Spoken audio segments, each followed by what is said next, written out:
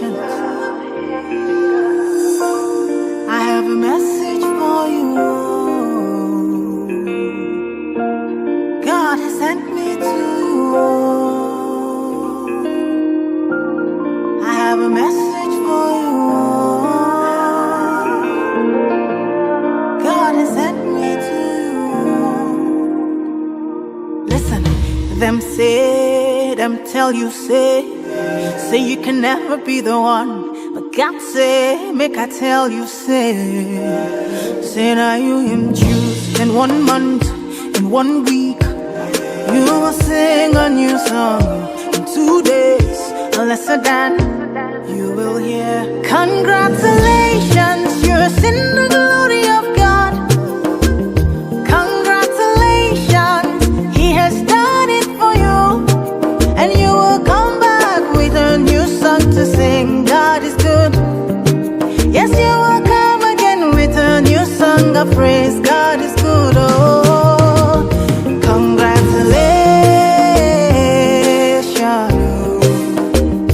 Congratulations. Congratulations. Say what the Lord has done for you. Nous vous souhaitons la bienvenue dans cette salle à l'occasion de la soutenance de mémoire. Alors, Monsieur NALIONGE Maxmillianus EWOKO, pour la direction du professeur Oumarou, à qui nous disons d'abord merci pour s'être donné la peine d'être présent ici aujourd'hui, lui qui sort d'ailleurs tout droit de Marois. Donc, vous avez donc, sous sa direction, rédigé un mémoire intitulé The Aetiology of Violence in Politics, Analyzing Violence and Power in Arendt, Crisis of the Republics. Le jury ainsi constitué par moi-même, président, du professeur Oumarou Mazadou, examinateur, et de votre directeur comme rapporteur, va vous donner 10 minutes pour vous écouter. Pendant votre speech, vous voudrez bien insister sur le problème qui vous préoccupe, sur les thèses de Hannah Arendt et sur la problématique que vous avez pu construire et évidemment sur vos perspectives comme résultat plus-value épistémologique. Opportunity to present a synopsis of our work. As we seize this opportunity to equally acknowledge the presence and thank our supervisor for the time allocated on this dissertation. Mr. President and honorable members of the jury, the present dissertation, which we have the privilege of presenting its quintessence, is titled The Etiology of Violence in Politics, Analyzing Violence and Power in Hannah Arendt's Crisis of the Republic. This epistemic adventure stems from the violent uprisings that has been plaguing the universe from one generation to another, wherein the paradigm shifts in our contemporary day delves us into a dilemma about the future and the future of the future. On the 4th of December 1975, her existential experience for 69 years fashioned her philosophical worldview as a Jewish living in Germany dominated by Nazism and Stalinism. Arendt's intellectual life was marked by the dialectics from activism against the subjugation of the Jewish to her engagement into philosophy. Her Ph.D. thesis on the concept of love in St. Augustine in 1929 and her life that was victimized by violence from Nazism made Arendt to develop a pacifist approach in her conceptualization of the manner in which the state is to be managed and organized. Thus, Mr. President and members of the jury, investigating into the etiology of violence in politics within the framework of Hannah Arendt's Crisis of the Republic is to engage into a philosophical reflection into ethics and politics. Politics is the activity through which people make, preserve, and amend the general rules under which they live, under which they exist. We acknowledge the fact that it is an inevitable ether of human condition and equally an act of governing public affairs, that is res publica. Political questions are to be answered by everybody and involves everyone, explaining why our author Hannah Arendt thinks that, I quote, political questions are far too serious to be left in the hands of the politicians, end of quotation.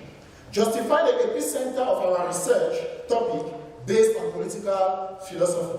The question that preoccupied Arendt was why should this power, which is a common good or public affair, be thwarted by bad governance and the violation of human rights. Arendt identifies violence as the plausible evidence of bad governance and thus question the origin of violence in the prism of political power, and which is supposed to be humanistic. Thus, analyzing violence and power in crisis of the Republic is to realize the normative, the axiological, and the prescriptive mission of political philosophy, which consists in questioning the vices corrupting political power and proposing values and principles that can improve on the quality of the management of the state. Concerning the existential context of the formulation of this topic, its philosophical itinerary is motivated by the virology of violence in our modern society. It is from the prevailing facts of violence or the rate of violence occupying the apex of world information that we question the management of man, who is a homo homini lupus est, as depicted by the Greek aphorism, as depicted again by Thomas Hobbes, because of the presence of differences, the urge for private ownership of property, and the preservation of rights. The management of humans in confined zones called nations, states or nation-states, as the interrelatedness of men is globally caught in the web of violence and uncertainties. Politics, which originally should be a means to secure the lives of men on earth and project moral principles and values of love, truth, peace, and valorization of life, has been a sphere of violence. Techniques of exercising power is using the philosophical framework of Arendt raises a problem and a problematic, as we question if a non-violent culture is possible in exercising political power.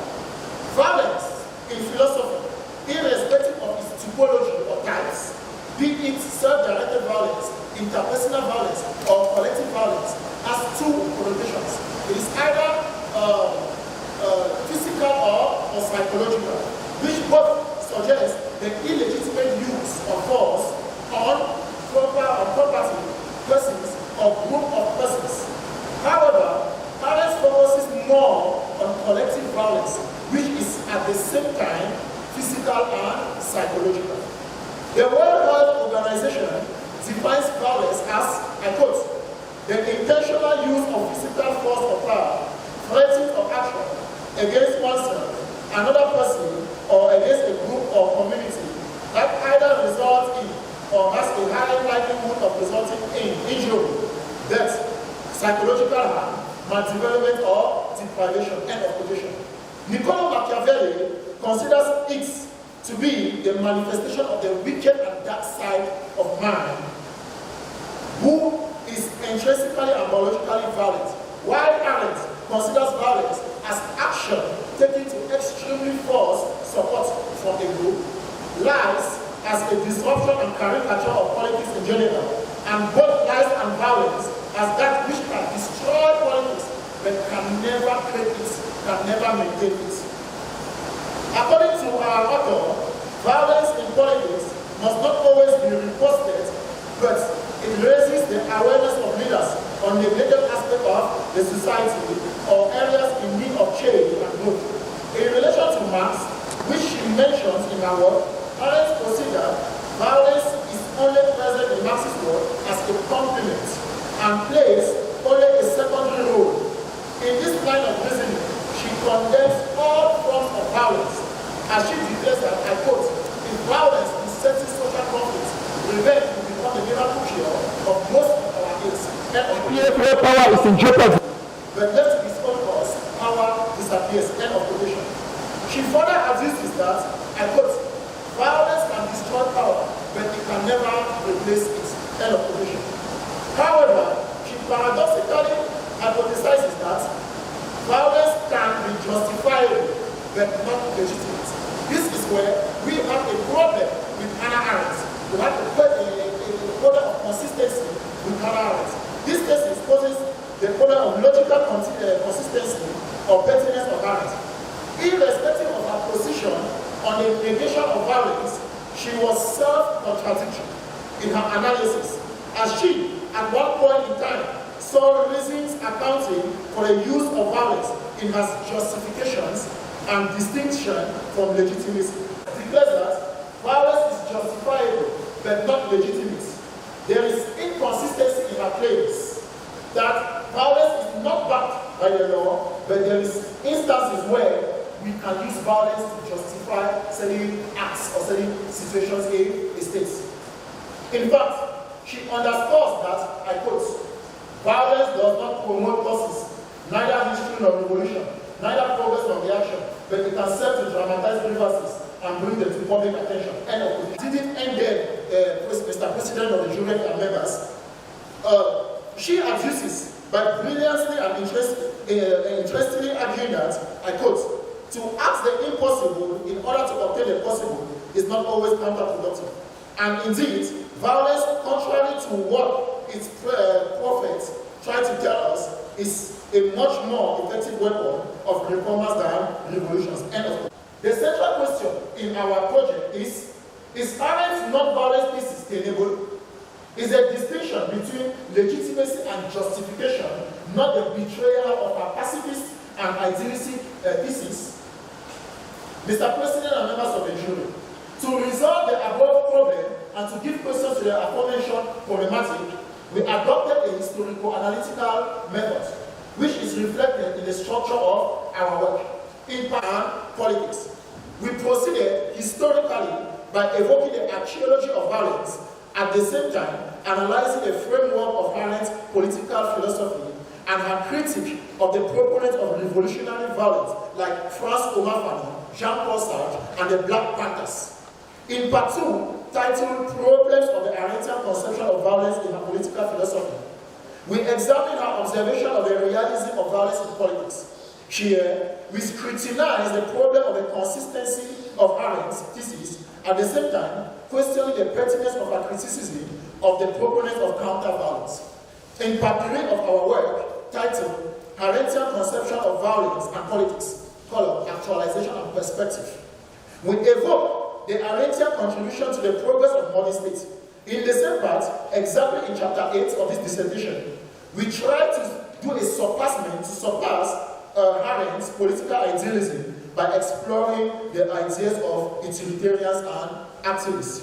Arendt was a good reader and practitioner of not only Marx, but far-fetched the Satyagraha of Gandhi, which helped to refine her ideology and option of non-violence, though implicit, as she condemns all forms of violence by saying, I quote again, a violence to settle social conflict, revenge will become a miracle cure of most of our ills in the society. End of quotation.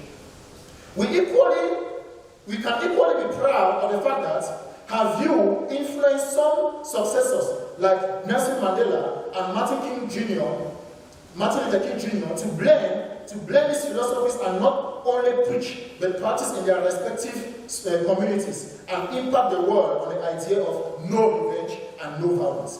In chapter 9 of the same part, we attempted the actualization of Arendt's conception of power and violence in improving governance and human relationship with today's African states. Though Arendt's non-violence politics lacks the Gandhian quality of compassion, we acknowledge with her, like Gandhi, Mandela, King Jr., Noam Chomsky, Alain Richard, and most of our predecessors, tapes, and successors that man, being the epicenter of existential phenomena, needs a humanistic inclination and obligation for a better coexistence and a more peaceful society. Though at times justifiable and at times legitimate, there is no greater justifiability and legitimacy than love, truth. humanism, tolerance, for peace, for Ubuntu, for Swahili, and for Harambee. This led us to our conclusive synchronization of Arendt's proposal of federal democracy with African consensual democracy for less violence, what our examiner, Professor Oumarou Mazadou, calls the Kamitic philosophy, which brings about peace in the world, and specifically a continent characterized by fearolotical philosophy due to bad governance. To Arendt, violence is not a liberator, because if it could settle social conflict, revenge will become the miracle cure of most of our ears. Thus, one vital pillar of non-violence we need to uphold is that of forgiveness, inclusive post-conflict dialogue, and holistic reconciliation for living together despite all ontological odds. Mr. President and members of the jury, the major problems that we encounter in our work is that of the level of reference. Most articles made by Arendt, we came across on Arendt, existed as chapters in her different books, wherein Crisis of the Republic is a macrocosm of all her micro works. Thus, it wasn't easy to decode her work and to create a section for articles by her under bibliographic reference. However, without any exhaustive pretense, this presentation is a synopsis of our work with Joanna and Arendt as our conceptual reference, whereby we humbly receive your observation and corrections with which will permit us to further our research in this particular field. Thank you very much, Mr. President and members of the jury, for your keen attention. And I'm sorry for going beyond the time. Thank you. De vous excuser parce que votre évaluation commence aussi par la gestion du temps qui vous est imparti dans votre speech. Et vous convenez avec moi que vous avez débordé d'à peu près 5 minutes le temps à vous imparti. Néanmoins, nous vous remercions de votre énergique et brillante présentation de votre travail.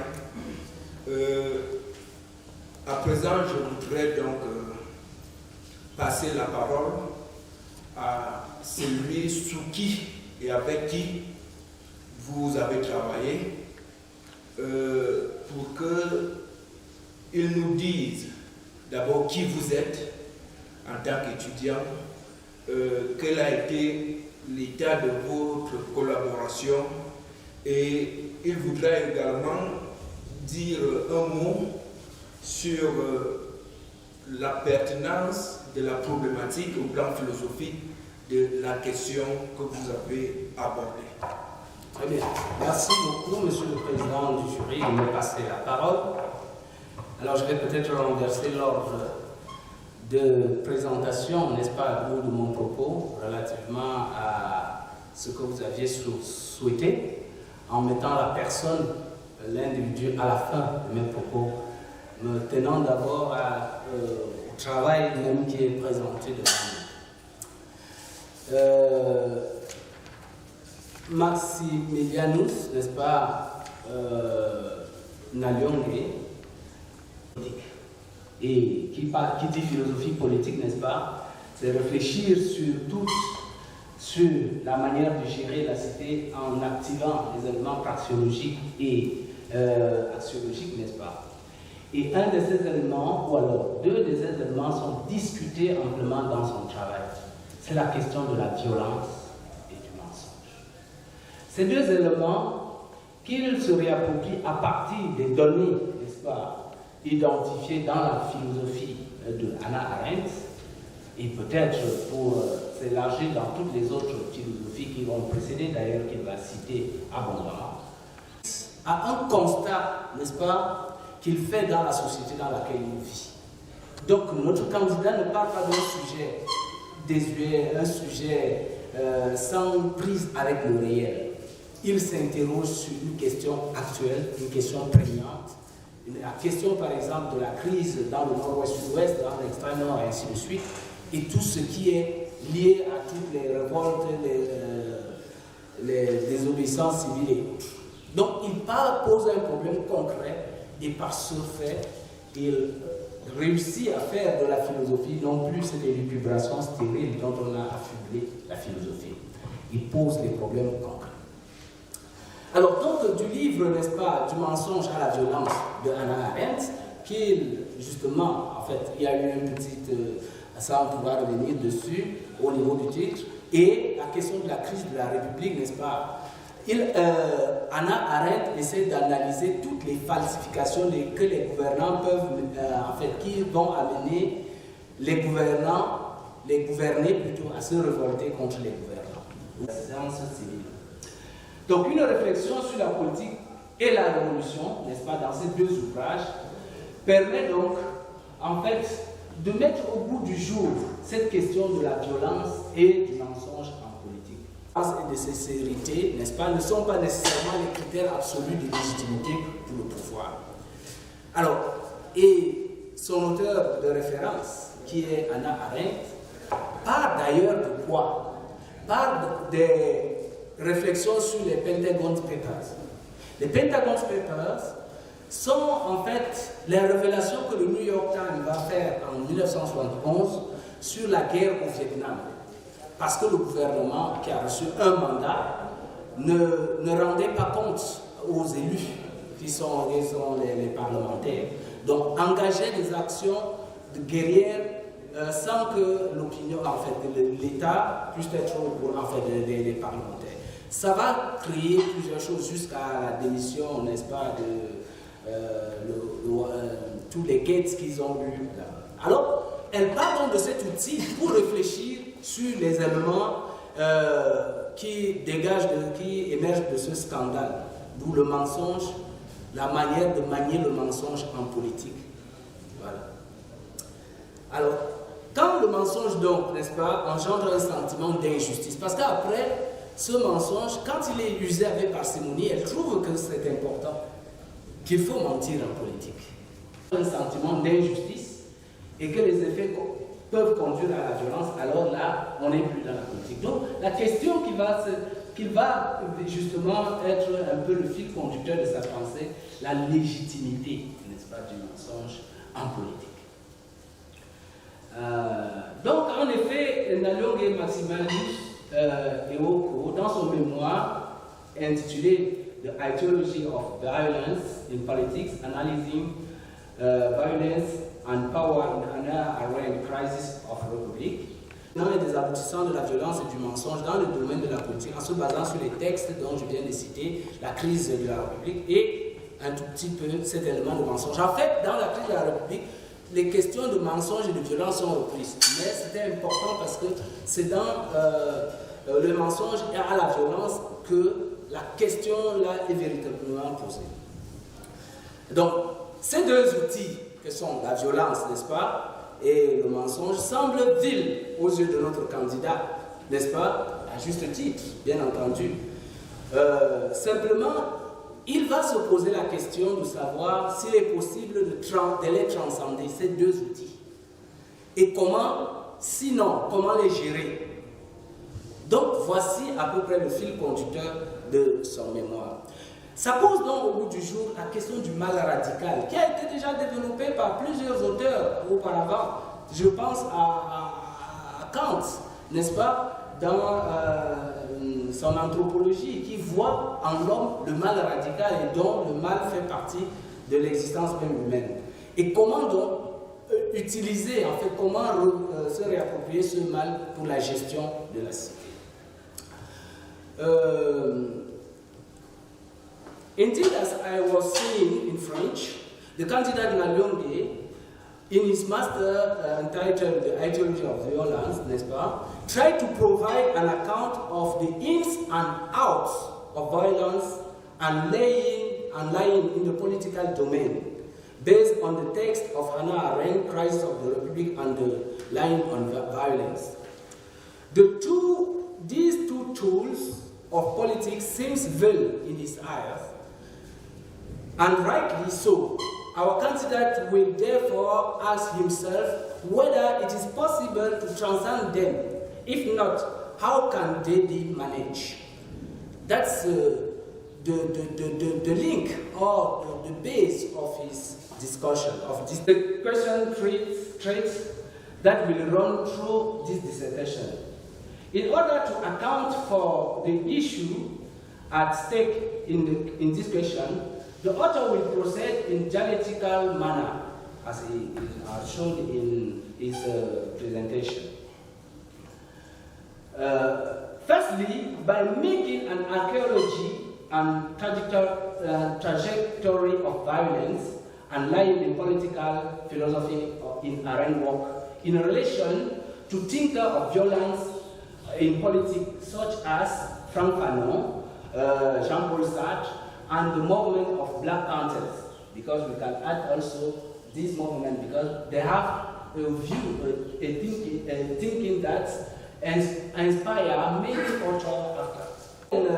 It's then explored the problem of Arendt conception on political philosophy through the prism of the reading of Arendt that both legitimize the use of violence in politics and criticize the political unrealism of this conception of violence, as well as a vision of counter-violence in struggle for the freedom. We will see that all the aim of Hannah Arendt is to come to the counter-violence or to have a non-violence political.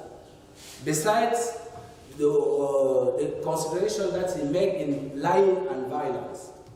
Reacting to Arendt, he will finally be concerned by recognizing and exposing Hannah Arendt's contribution to the progress of modern states and further highlighting the proposed solution to the problem of violence, which was established a pillar of the culture of non-violence, as I was saying.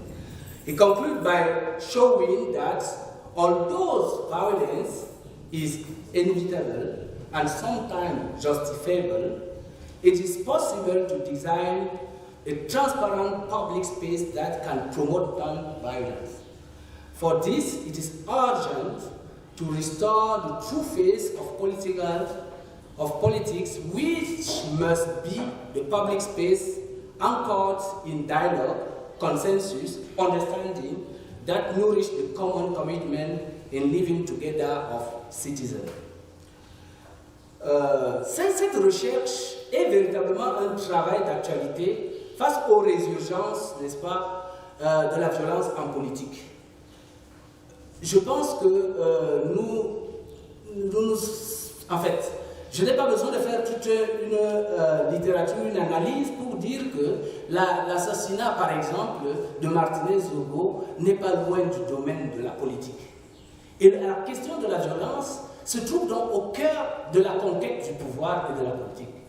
Il y a des violences qui sont physiques, il y a des violences qui sont morales, il y a des violences qui sont... Il y a toutes les formes de violence qui peuvent être utilisées, même par la presse. Donc, cela est au cœur même du processus politique. Et Maxmillianus se positionne donc dans cet élément que Hannah Arendt trouve comme incontournable du processus politique, ainsi que du mensonge. Mais comment donc passer de ce processus, n'est-ce pas, incontournable pour en faire une légitimité politique? Donc de cette question qu'il a présentée, c'est de savoir comment ces éléments peuvent être réinterprétés et réutilisés dans le sens. Mais Maxmillian ne se contente pas des thèses de Hannah Arendt. Il va donc plutôt simplement se réapproprier de cet élément incontournable pour pouvoir, par le processus dialogique, n'est-ce pas, il va parler un peu de la place publique, le processus de Habermas, n'est-ce pas, dans la discussion, pour pouvoir reconstruire ce qu'il appelle donc l'espace public non violent. La non-violence, le dialogue et autres. Monsieur le président du jury, comme je le disais tantôt, le candidat NALIONGE est un candidat que j'ai reçu ici en 2010, alors que j'étais encore enseignant à l'université de Yaoundé, n'est-ce pas, et qui a fait son bon parcours parmi les étudiants les plus en vue. Il ne se cachait pas d'ailleurs, parce qu'il avait l'art d'être un bon politicien, parce qu'il a été délégué, je crois, partout, si je me trompe encore. Donc il fouinait tout l'espace du département. Cependant, il avait un peu disparu. On aurait pu dire qu'il avait tourné le doigt à la philosophie, mais que non. Il a peut-être utilisé ce temps, pas peut-être, il a utilisé ce temps pour se faire, parce que la philosophie, c'est aussi se réaliser. Et il a pensé qu'il fallait revenir, n'est-ce pas, pour atteindre ses objectifs de recherche en philosophie. Et il nous présente ce travail aujourd'hui qui pose un problème prégnant de la politique aujourd'hui et essaie d'apporter des solutions. Et des solutions qui, ma foi, tiennent debout sur le plan philosophique. Et là, donc, utiliser une méthodologie que nous estimons acceptable pour pouvoir rendre compte de cette question. Et il a atteint les résultats qui sont recommandables. C'est donc pourquoi j'ai autorisé qu'il puisse présenter ce travail devant le jury que vous dirigez ce jour, Monsieur le Président. Je n'ai pas de questions, j'ai une question en fait. Je voulais dire que je n'ai pas de questions parce qu'en fait je ne lui pose pas de questions, j'aurais pu lui poser toutes les questions. Mais je voudrais lui poser une question pour lui permettre, n'est-ce pas, d'exprimer davantage l'enjeu de sa thèse. Et cette question, c'est celle-ci. Alors, prenez, quelle différence fais-tu entre l'acte violent du criminel? Parce que tu disais ici, j'ai repris, alors d'abord la question, quelle différence fais-tu entre l'acte violent du criminel qui prend soin de dissimuler à tous les regards ses actes répréhensibles et celui qui fait violence par acte de désobéissance civile? La violence du criminel qui cache ses actes et celui qui fait en public, ça veut dire de désobéissance civile qui commet des actes de violence. Alors et justement, peut-être si tu souhaitais, je peux te reposer la question en anglais, mais tu disais ici, violence can be justifiable but not legitimated. You've got this, you've got that. And the question is, what difference do you make between the violent act of criminal who take care to dissimulate his reprehensible acts from all eyes, and the one who does the violence through civil disobedience by defying authorities? What's the difference? Thank you very much, Mr. Supervisor, for this question, which I'm going to attempt to give an answer. Here we are talking about perceiving violence at two different angles. And talking about a criminal violence, a violence by a criminal, and violence of civil disobedience. At this juncture, we take it from the aspect of relativism and maybe universalism, two different angles in politics. Because when we talk of civil disobedience, first of all, civil disobedience, we want to refer to our conceptual reference, Arendt. That is the third part of our work, civil disobedience, and which at one point that we realize that citizens of a given nation perform civil disobedience like we just because of issues or at stake, issues at stake in the society, wherein their aspirations, their rights have not been arrived at, what they were expecting, and it has not been arrived at, or their place, their worries have not been answered. So they manifest civil disobedience, which is, however, a civil right in the state. Contrary to that of a criminal violence, the violence by a criminal, which is not a crime that is justifiable. So we can say at this level, civil disobedience at times is justifiable, while that of civil disobedience at times is justifiable and legitimate. Now, the justification of civil disobedience comes not by the government, but by those who believe that there is injustice that has been perpetrated on them. There are those who believe that the injustice has been perpetrated on them from their angle. So they take violence to be the only means through which their voices could be heard. But now the criminal violence is a violence that is manifested through the intrinsic wickedness and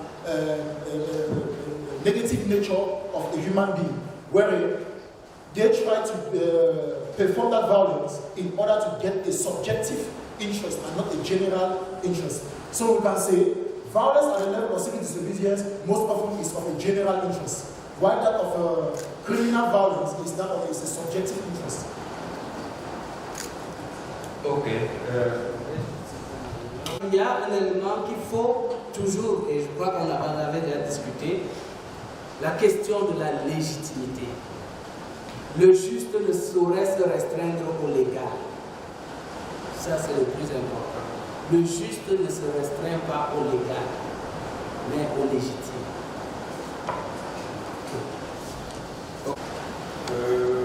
À présent, je vais me tourner vers celui grâce à qui cette soutenance a lieu pour s'être prononcé en sa faveur. Donc, le professeur Oumarou Mazadou va donc, celui qui a expertisé ce travail, c'est lui qui va justement engager une discussion et de fond et de forme avec vous. De nous avoir passé la parole.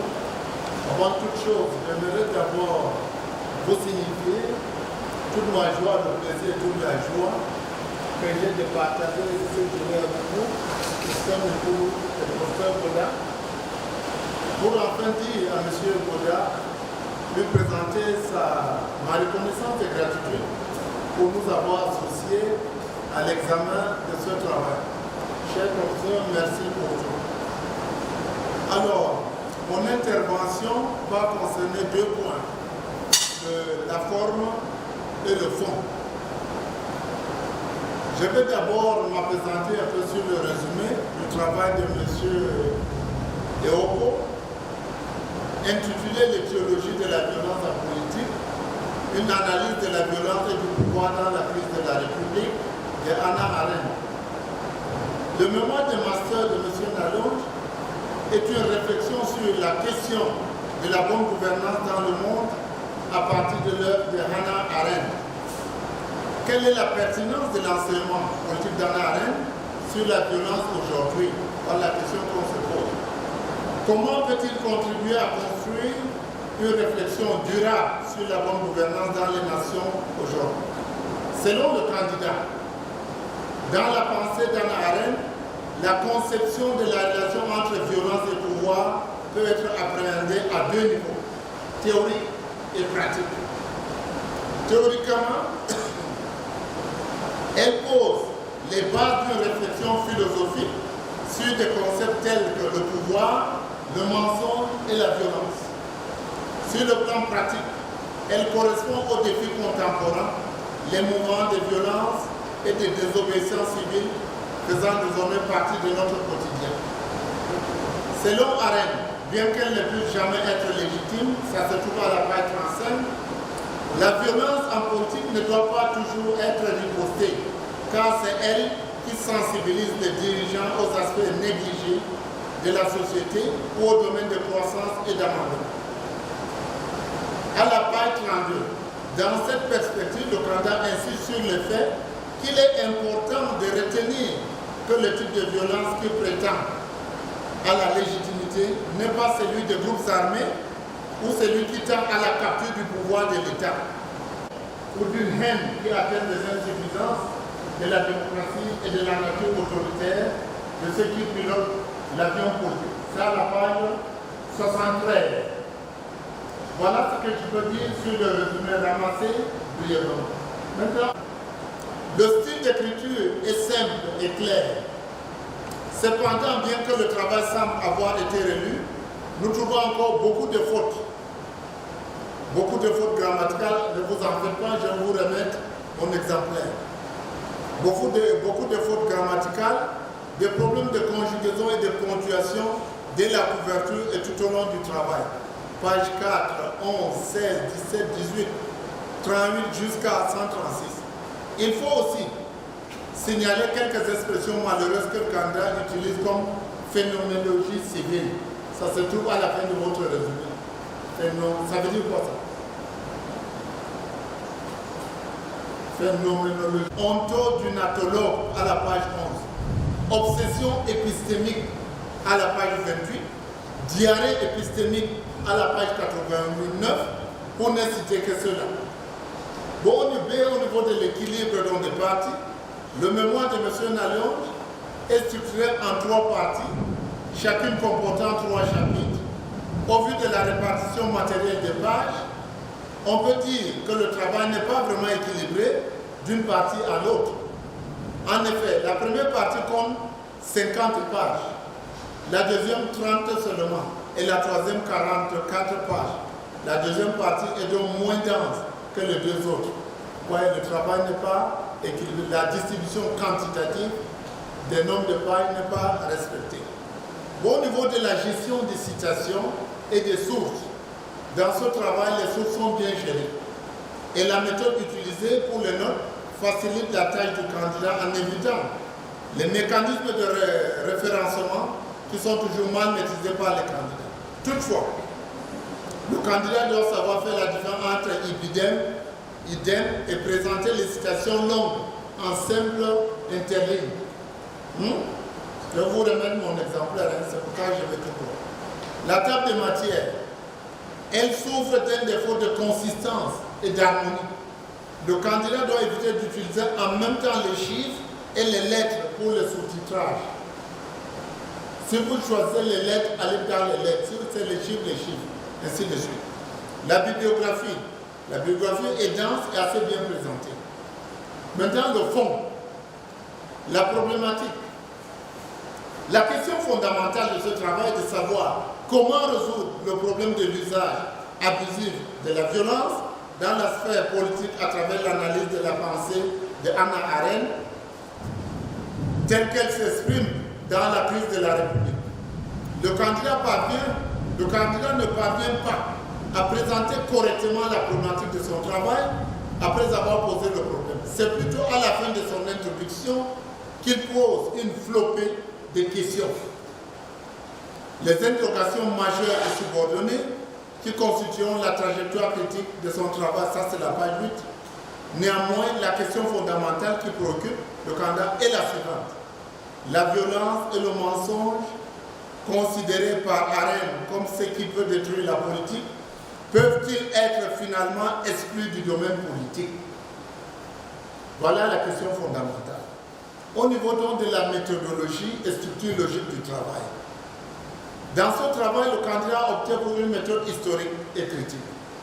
Dans la première partie intitulée « Violence et politique », il présente l'archéologie et la trajectoire de la violence, présente le contexte de la philosophie politique d'Arendt sur la question de la violence, du pouvoir et du mensonge en politique et son statut dans la crise de la République. Dans cette partie, on peut retenir que selon Arendt, la violence ne peut être jugée à partir de son développement dans la politique car elle ne devient rien d'autre qu'une forme extrême du pouvoir. L'assimilation du pouvoir à la violence est une confusion grave qu'elle veut corriger. C'est pourquoi elle critique les conceptions de la violence de Fanon et de Sartre. Dans la deuxième partie de son travail intitulé « Problèmes liés à la conception arendtienne de la philosophie politique », le candidat se préoccupe de la légitimité de l'usage de la violence en politique. Il critique ensuite l'irréalisme politique de la conception arendtienne de la violence et sa conception erronée du rôle de la contre-violence dans la lutte pour la liberté. De cette partie, on peut retenir que le candidat pense qu'en raison des situations qui rendent compte de la légitimité de l'usage de la violence en politique, nous considérons qu'Arendt est politiquement irréaliste car la violence est justifiable et légitime selon les circonstances environnantes, contrairement à l'opinion de notre auteur selon laquelle elle peut être justifiable mais pas légitime. Ça se trouve à la page 89. Dans la troisième partie de son ouvrage intitulé « De la conception arendtienne de la violence et de la politique au pilier possible de la non-violence », le souci de M. NALIONGE est d'abord de reconnaître et d'exposer la pertinence de la conception arendtienne de la politique pour le progrès des États modernes. Ensuite, il rencontre des promoteurs de la culture de la non-violence. Enfin, il préconise la bonne gouvernance en Afrique à la lumière de la vision politique de Hannah Arendt. Maintenant, quant à la pertinence de l'analyse du candidat. La problématique posée par le candidat dans ce mémoire est non seulement actuelle, mais aussi pertinente. Combiner l'éthique et la politique est un idéal qui remonte à l'Antiquité, mais qui a été mis à mal par Machiavel à la Renaissance et qui est encore plus mis à mal par une conception erronée de la liberté qui est le produit du postmodernisme. Le candidat tente ensuite de ramener sur la table du débat politique la question éthique qu'il dessine globalement sous le trait de la morale de l'arbre à palabre pour promouvoir la paix, la sécurité nationale et internationale à partir de la pensée de Hannah Arendt. On comprend donc que le mémoire de M. NALIONGE a un fond humaniste et peut contribuer à prévenir la crise du politique, la crise de l'être humain, bref, la crise du vivre ensemble harmonieux dans le monde. Au-delà de la fausse représentation des Africains par Arendt, dans son livre intitulé « L'origine du totalitarisme », à la suite de Julius Nyerere, le candidat a le mérite de démontrer que la politique traditionnelle africaine, basée sur la fédération et le consensus, si elle est revisitée et promue, pourrait contribuer à la bonne gouvernance. Notre seul regret est que, dans cette partie, le candidat aurait pu consulter la théorie du kamitisme politique, inscrite par nous-mêmes. Mais nous vous avons entendu, dans votre speech, évoquer le nom Oumarou Mazadou, mais dans les écrits, il n'y en a pas. Et je suis sûr que vous avez intégré cela à partir de la soutenance qu'il y a eu ce matin. Parce que vous étiez en salle, je vous ai vu prendre des notes. Donc vous avez bien fait de nous interpeller sur la théorie du kamitisme philosophique que j'ai pris le temps d'expliquer à la soutenance de ce matin. Bon, au résultat, monsieur le président du jury, dans sa recherche de l'usage légitime de la violence en politique, allant au-delà de sa justification telle que présentée par Hannah Arendt, le candidat arrive à la conclusion que la violence est un moyen politique et qu'à ce titre, elle peut être utilisée pour favoriser la bonne gouvernance. L'État ne peut assurer la sécurité des biens et des personnes, garantir les droits des personnes, assurer une gestion saine et transparente des biens publics, sans corruption et lutter contre la pauvreté, sans une violence légitime. Ça se trouve à la page 119 de votre mémoire. Néanmoins, le candidat convient avec Hannah Arendt que l'humanisation de la gouvernance est une nécessité pour que la liberté économique et politique augmente effectivement le bien-être et la dignité des individus. S'opposant sans réserve à la théorie politique qualifiée de machiavélique, Hannah Arendt, comme Platon, Spinoza, Kant et Lucien Haïssi, propose d'articuler la question politique à l'éthique.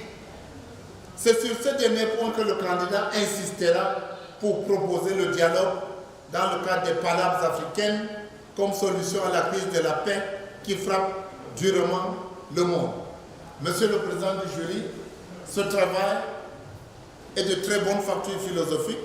C'est pour cela, sur la base des qualités méthodologiques et conceptuelles de ce travail, nous avons donné un avis favorable pour sa soutenance en l'état. À présent donc, je vais vous poser une flopée de questions que vous serez libre de choisir une, deux ou trois, selon vous, et d'apporter des réponses. Voilà. À la page 20 de votre travail, lorsque vous commencez l'étiologie, parce que je vais à la page 20, 1, 2. 1, 2. Etiology, anthropology of violence. Voilà. Donc à la page 20, lorsque vous commencez l'étiologie et la typologie de la violence, vous établissez un lien entre le mal et la violence. Je vous pose d'abord la question pourquoi. Pourquoi établir le lien entre le mal et la violence? Et quel est le lien entre le mal et la violence? Ça, c'est la première question. Deuxième question. Vous y êtes? Vous êtes sans fonction. Deuxième question, est-il possible de dire qu'il n'y a pas de gouvernance sans violence? Est-il possible de dire qu'il n'y a pas de gouvernance sans violence? Pourquoi?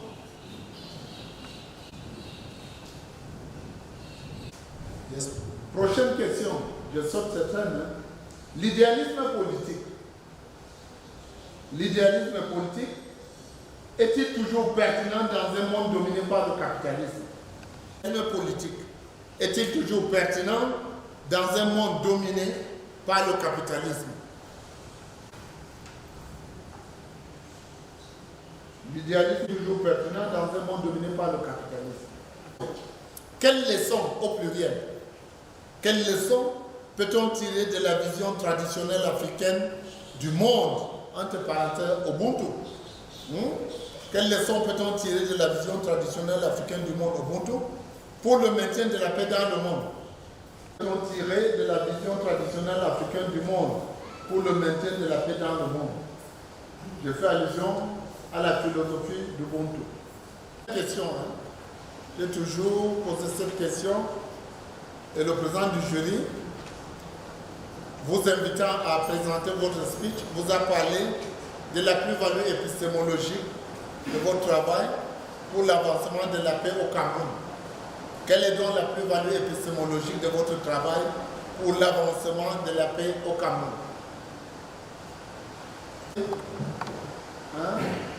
Qu'est-ce qu'on peut retenir au sortir de cette salle pour l'avancement de la paix au Cameroun?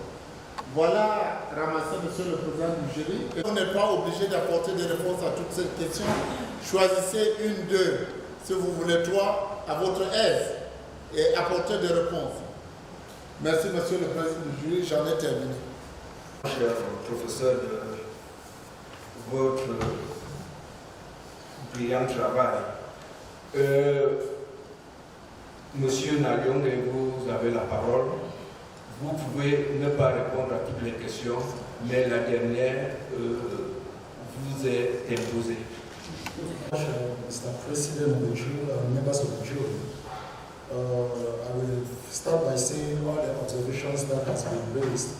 I have taken them down and I do my best to correct them after this. However, following the questions, I will attempt to answer some or most of the questions, if not all. I would like to start with the first. What is the relationship between evil and violence? Because on page 20, as our examiner raised, we spoke about the etiology and typology of violence, and now trying to raise a link. When we talk about etiology, we mean the origin of the causes of violence, and now the types of violence. We have to follow the method we implemented in our work, a historico-analytical method. We first of all have to look into how man, the coming of this humus, this man on earth, his existence, his stay on earth, what is his condition of existence, and why certain things like the evil nature of man do exist. We try to see whether man is biologically or intrinsically evil or not, which we lexically consider evil to be a malicious act or an act that is not making people to be comfortable. Now, linking it to violence, starting from that premise to move to violence, is to understand that because violent acts in the world, as we define following the World Health Organization and by Arendt, there is no violent act that is pleasant.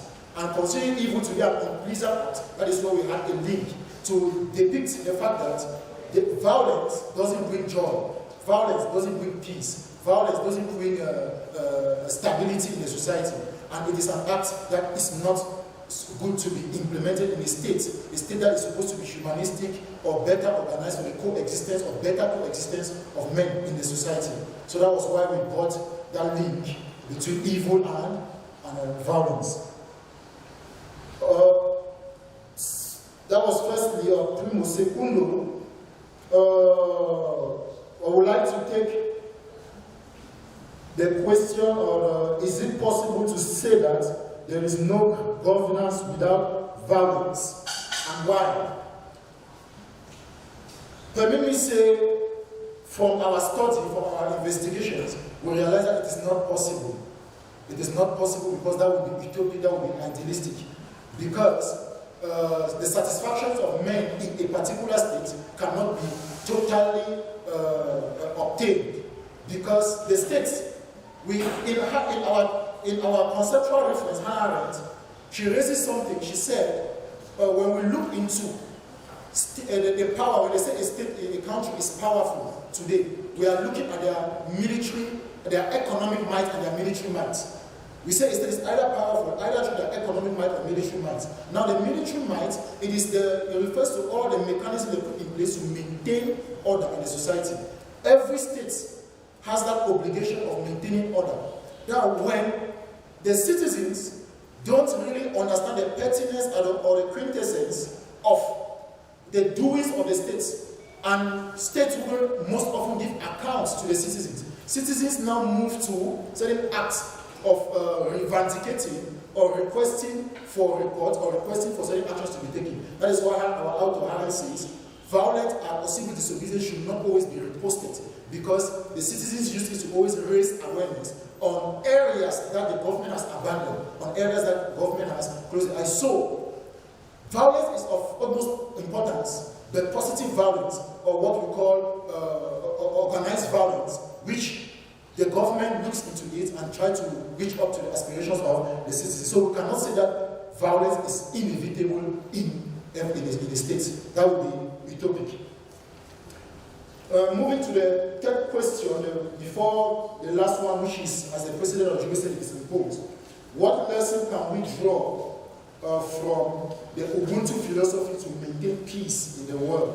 I would like to first of all say that I'm sorry to our examiner, because during our work with the supervisor, after submitting the work, that was when a philosophy in 2012 or 13, when our supervisor, our examiner was defending, and I had to look for, luckily enough I had his work, but I found that work late when this work was already submitted. When our supervisor spoke about the Kamitic philosophy or Kamitism, which is bringing, collecting the African values, which, as we have mentioned, one of which is the Ubuntu spirit of the Africans, the Harambe spirit, or the Swahili spirit, which is that spirit of pulling together, being together, inclusive dialogue, or making the people be on a table of dialogue, table of discussion for holistic political values to be upheld. So, talking about a lesson that we can draw from the Ubuntu philosophy to maintain peace in the world, from our conceptual reference, Hannah Arendt, where she proposes the federal democracy. And this federal democracy, we are saying that, and she proposes federal democracy as a solution to violence in every society, for us to have a better way of looking at things in the society. Now, it is this federal democracy, which Arendt, this type of democracy, which Arendt calls federal democracy, is what we Africans, we have practiced even before the coming of the white man, before the invasion of the Westerners, which we call the traditional African politics, which is politics by consensus. That's consensual democracy. So, taking the federal democracy of Hannah Arendt and taking the consensual democracy of the Africans, putting together is what today I discovered another term which I did not use, Afrocracy. Afrocracy, which is that type of rulership by the Afro, by the black man, by the Africans, inculcating their values. And it's of utmost importance for peace because it involves most or everyone on the dialogue table for a better management, creating the rules, preserving the rules, and amending the rules for a better coexistence in the system, which is that which has been imposed by the president, as he said. I think that is a good question because which carries the significance of Arrêtez. Vous n'avez pas besoin d'apprécier. Donc répondez simplement à la question. Vous n'avez pas besoin. The question: what is the significance of our work to peace in Cameroon related to the worry of our supervisor on the crisis we're facing today in the society, in the world, in Africa, and in Cameroon in particular? I would like to answer this question from theory, from a triadic perspective, or from a tripartite perspective. Firstly, from the angle of relativism. Secondly, from the angle of universalism. And thirdly, from a subjective aspect. From the aspect of relativism, we say this word is very important because what is happening today in our society, different parties pull their interests following their place, and this work is trying to present to our society the manner in which we can solve our contemporary problems, the manner in which we can solve our problems, not necessarily using methods which can instead intensify anger, because we said anger is close to violence, and it is as a result of manipulation, injustice, and lies in politics that citizens turn to manifest that anger and express it in a violent method. So we propose a solution in this our work which could help modern states, contemporary society, especially African societies or our Cameroonian society, on how to better manage our crisis in our society, which we talk about inclusive dialogue, holistic reconciliation and forgiveness. And from the universalist perspective, we say peace is primordial in every society. There is no society, as our conceptual reference said, Hannah Arendt quoted, or I quote, if peace will settle social conflict, revenge will be the miracle cure of none of our peace. There is no society that has gotten into revenge and has solved the problems, or the political problems raised in the society. Every problem, political problem, needs to go back to the dialogue table, irrespective of the duration it takes. It needs to go back to the dialogue table. That is why, from our conclusion, the synchronization of the federal democracy of Arendt proposal and that of African democracy by consensus, we think that putting every component or element in the society together to discuss the issues of res publica, the issues of the state public affairs, then is going to help to curb the ferocity in the society. And which subjectively, I think, there is no way to advance if we don't involve humanistic principles, principles of belonging, understanding respective backgrounds, understanding respective nature, human nature and origin, in order for the leaders to know how to manage the resources or manage issues in the society for a better for a better coexistence and stability in the society. Mr. President,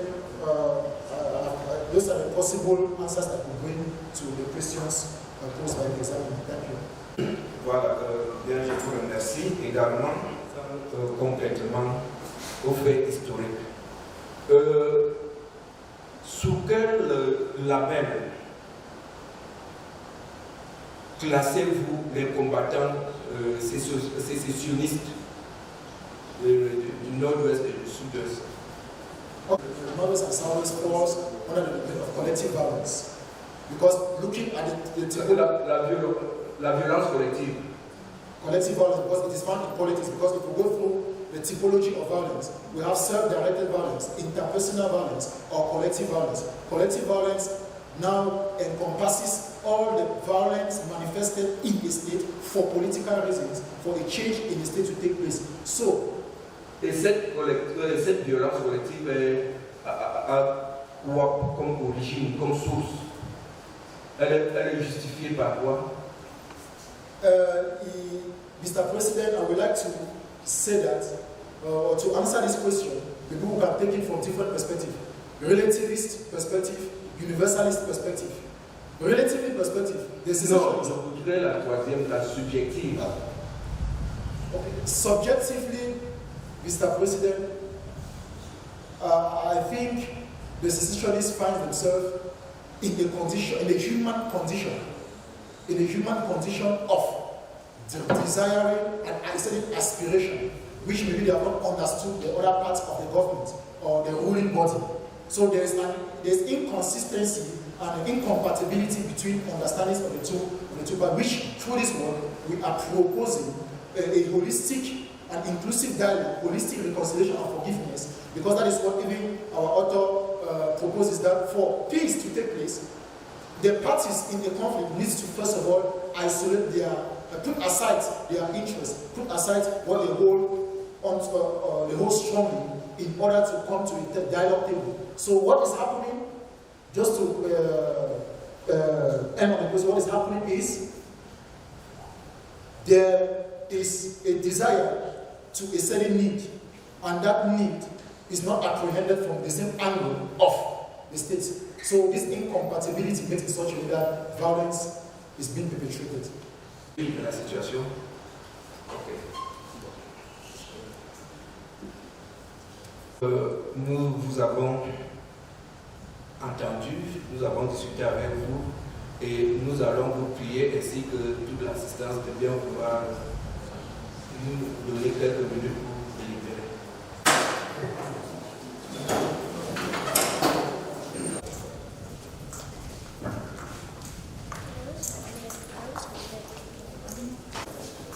Monsieur NALIONGE Maxmillianus EWOKO, vous êtes né le 30 juillet 1992 à Tikofako, c'est ça? Matricule 10F 298. Le jury, après vous avoir écouté, après avoir échangé avec vous, trouve votre travail recevable. À l'unanimité de ses membres, estime que vous avez produit un très bon travail dans une problématique philosophiquement pertinente et d'actualité. Le jury vous a donc unanimement collectionné la note de 17 sur 20, ce qui est...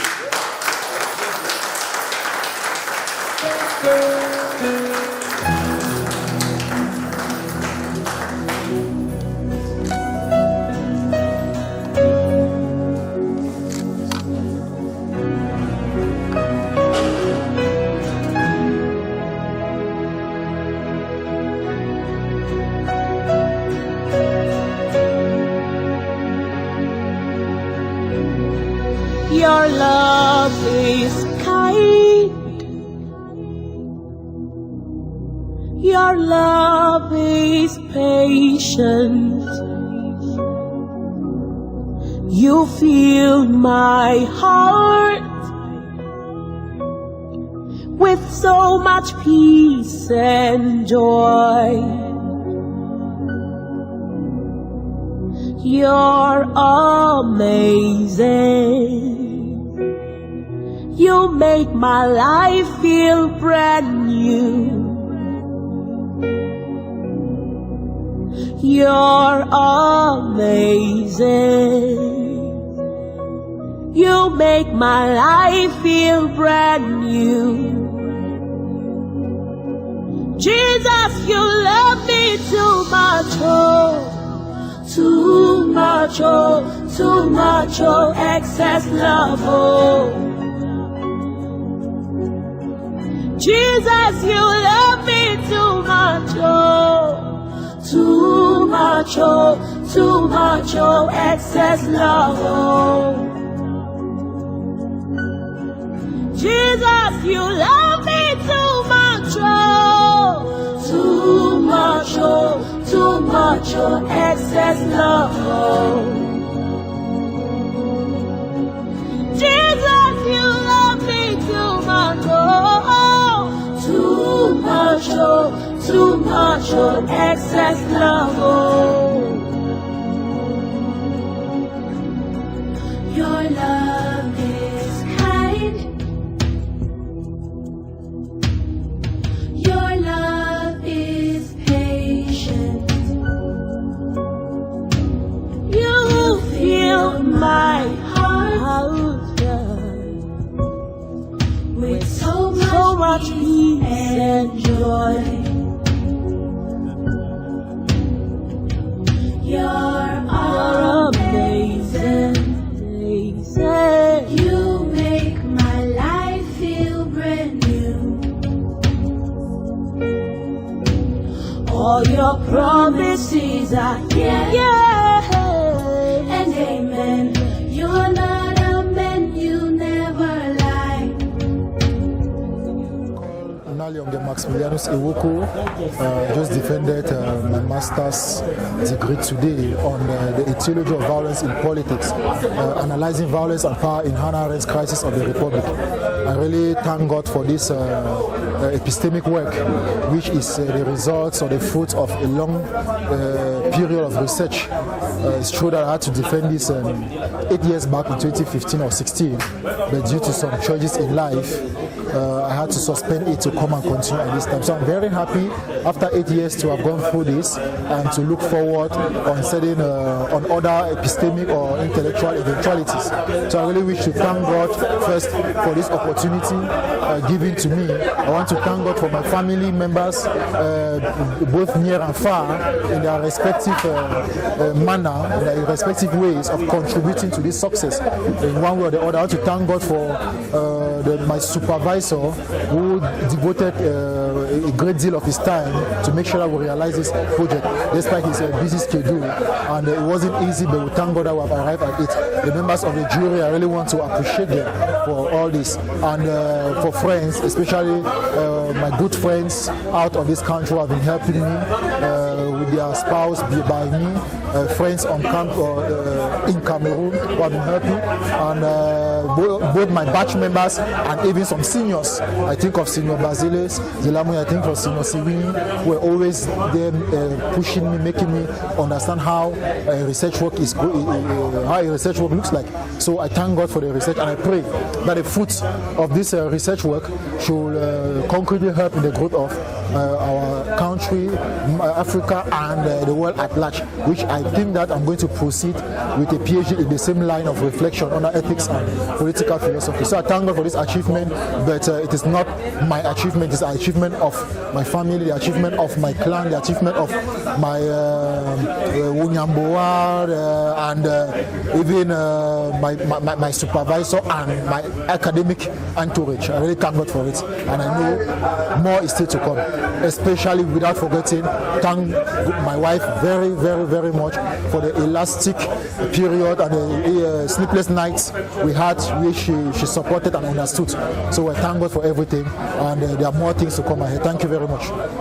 Yes, for the result, I am hysterically hysterized. I'm overwhelmed from the result, because I know that it has been proven that is the highest a candidate can give, can obtain or can have from a master's defense. And arriving at apex of results, I'm very, very happy, which shows that I thought my work was not good enough, but I had to submit it. But from the evaluation of the members of jury, I don't assess myself, but the jury deemed it necessary to give me a 17 on 20, which they said that is very, very good. So I'm very, very happy for that, and I think that for the upcoming work, I will strive to be at that level or even beyond. So I'm very, very glad, very, very happy, and I'm proud of that.